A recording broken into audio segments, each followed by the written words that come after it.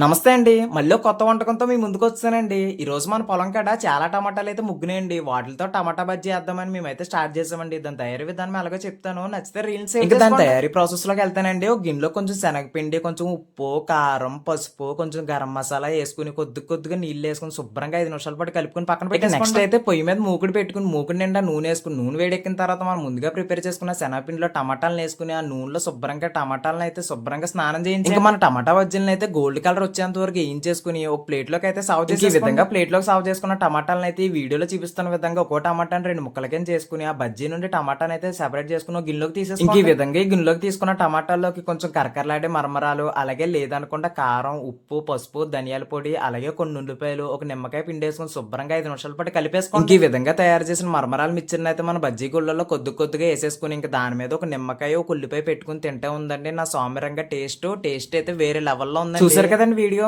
నచ్చితే మీరు ట్రై చేయండి. అంతవరకు మన ఛానల్‌ని సబ్స్క్రైబ్ చేసుకోండి. ఉంటానండి మరి.